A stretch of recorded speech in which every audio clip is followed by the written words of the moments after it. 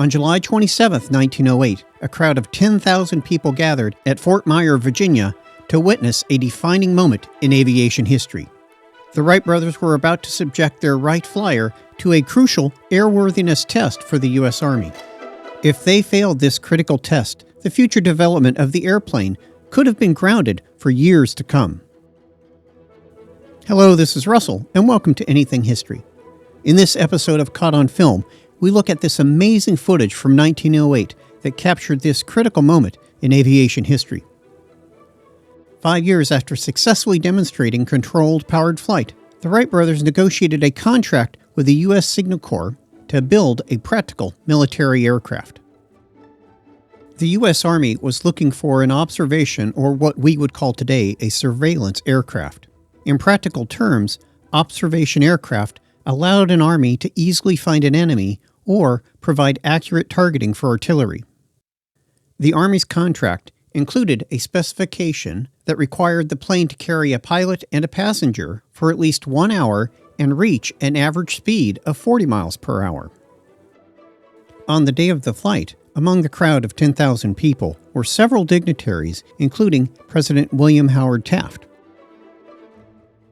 For the Wright brothers, the stakes couldn't have been higher. The $30,000 military contract would ensure that they could produce and market the aircraft they had demonstrated 5 years earlier in achieving the first powered heavier-than-air flight. The passenger aboard the Wright Flyer that day was Lieutenant Frank P. Lamb. Lieutenant Lamb's interest in aviation continued beyond the Wright Flyer. He went on to pursue a career as an aviator in the United States Army Air Service, retiring in 1941 at the rank of Brigadier General.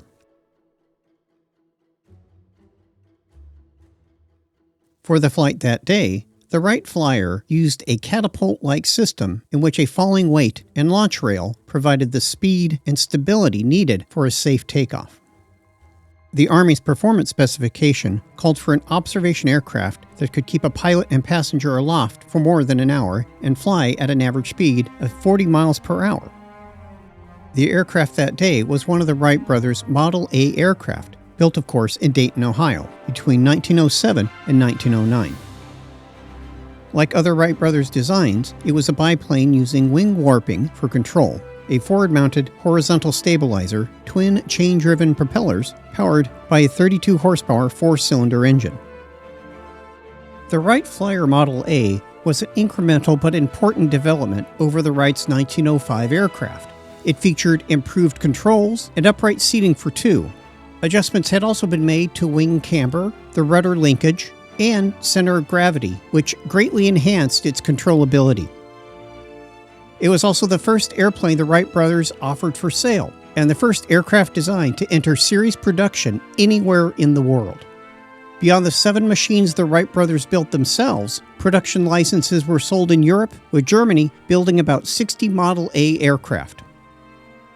Orville, Wright, and Lamb flew for 1 hour, 12 minutes, and 40 seconds, covering roughly 40 miles, significantly exceeding the Army's 1-hour endurance requirement. This flight established a world record for duration in an airplane carrying a passenger.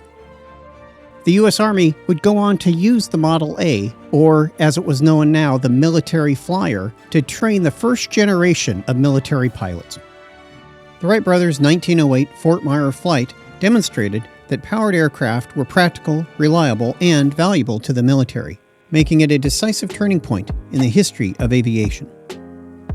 Thank you for watching, and I hope you enjoyed the video. If you did, please leave a like and subscribe. It really does help the channel out.